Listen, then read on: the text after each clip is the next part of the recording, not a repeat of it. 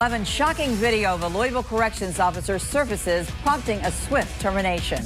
Good evening. I'm Vicki Dorn. And I'm Rick Van Hoos. We got the video from an elected official showing Officer Turin Knight making disparaging comments about LMPD and Breonna Taylor. Tonight, city leaders are reacting to his firing this week over the video. Gladys Batista is on this story for us. She joins us live from the newsroom. Gladys, city leaders are not happy.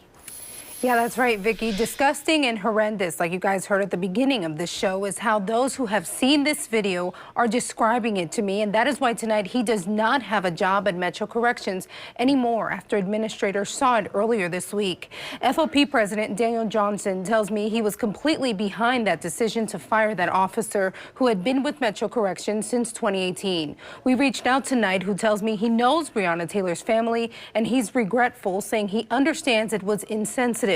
Johnson, however, says anyone with that attitude has no place in public service. Be a part of a great police department. Never mind what happened to Breonna Taylor. We killed that. Oh, and I couldn't believe what I was watching. FOP President Daniel Johnson tells me that is the shock that rippled through law enforcement and city leaders once this video surfaced of LMDC officer Turin Knight in what appears to be a mock LMPD recruiting video. Such a sensitive subject for this community, and anybody losing their life, no matter the reason, is nothing you should ever take lightly.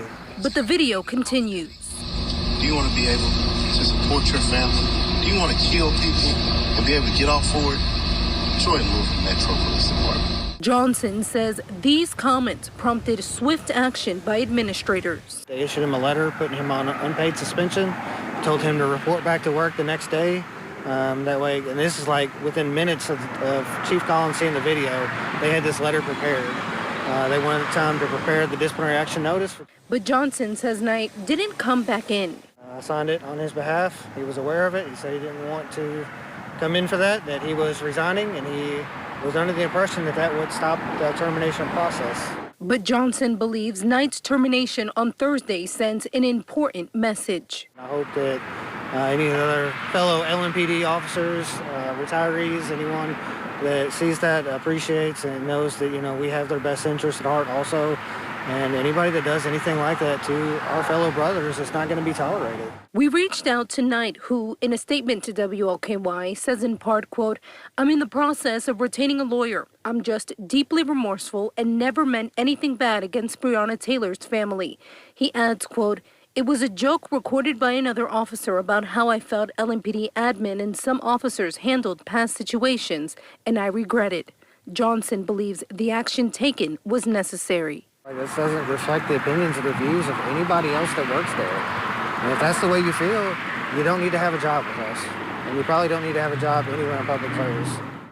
Now, Vicki, Rick, a lot of people are reacting to that today. Mayor Fisher's office sent us a comment saying, quote, "He has brought great shame upon Metro Corrections and all of Louisville Metro government. I deeply apologize to the family of Breonna Taylor and all of the hardworking and ethical employees of Louisville Metro government. One person will not tarnish the good work we attempt to do on behalf of our residents." Corrections Director Jerry Collins echoing that same sentiment, saying he's disgusted by the content of the video and that Knight's behavior is, quote, "unacceptable."